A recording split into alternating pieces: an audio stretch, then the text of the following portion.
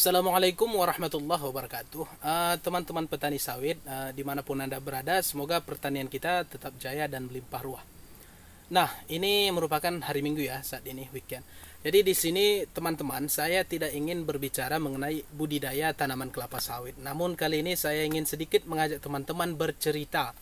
Karena beberapa bulan yang lalu, tahun 2020 ya, pernah viral sebuah video tentang cara panen orang-orang India. Mungkin teman-teman pernah lihat itu, dengan cara memanjat dan menggunakan kapak. Nah, yang ingin saya bahas di sini alasan mengapa orang itu cara panennya seperti itu.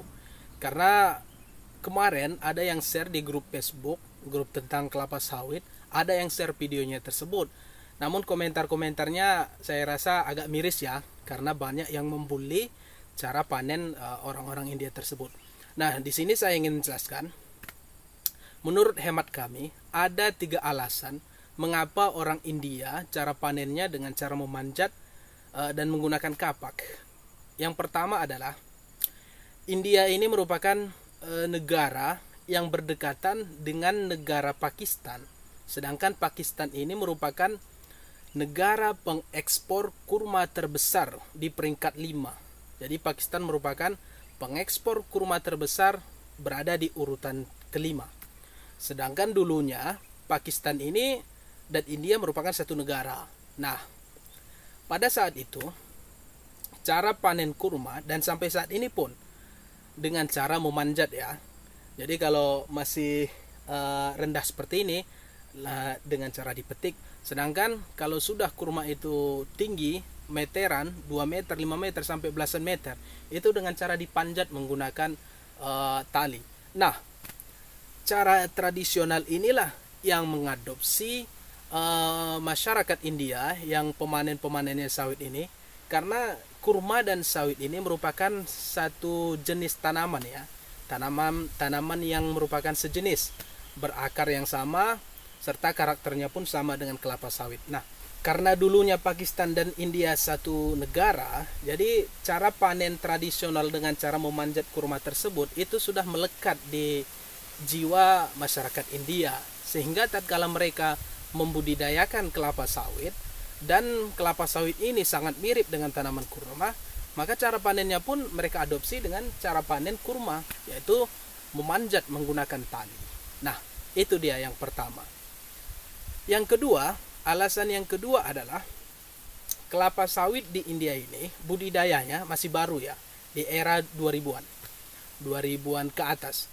Jadi masuknya budidaya sawit di India itu masih baru, sehingga tata cara budidaya tanaman kelapa sawit, baik perawatan dan segala macamnya itu masih terbilang belum semaksimal negara-negara kita. Menurut data di India tersebut kelapa sawitnya masih sedikit ya, sehingga kalau urutan dunia pengimpor minyak kelapa sawit terbesar itu adalah India.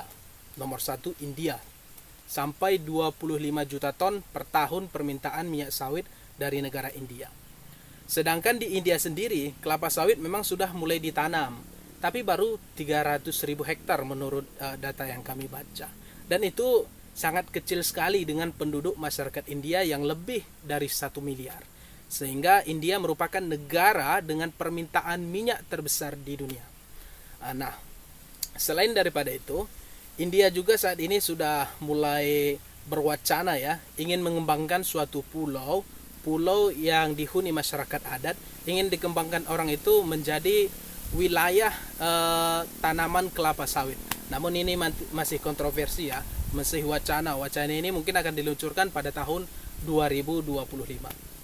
Jadi perlahan-perlahan India memang sudah mulai memasukkan sektor kelapa sawit ini menjadi unggulan. Nah, inilah yang akan mungkin nanti mengurangi permintaan minyak kelapa sawit dari Indonesia ke India, tapi dalam jangka panjang ke depan. Nah, karena kelapa sawit ini masuknya masih baru di India, budidaya tanamannya segala macamnya, jadi wajarlah cara panen orang itu pun masih manual. Ya, kita pun sebenarnya manual ya, masih menggunakan tenaga, tidak mesin. Namun yang saya maksudkan manual ini, cara panen orang itu masih kurang efisien, karena mungkin sistem cara panen seperti kita di Indonesia belum masuk ke daerah India.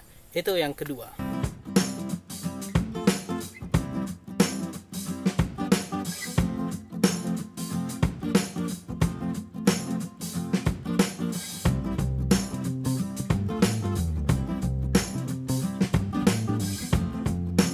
Jadi itu dia beberapa analisis menurut kami mengapa India memanen kelapa sawit itu masih dengan cara tradisional.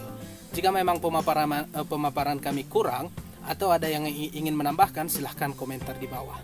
Terima kasih, sampai jumpa. Wassalamualaikum warahmatullahi wabarakatuh.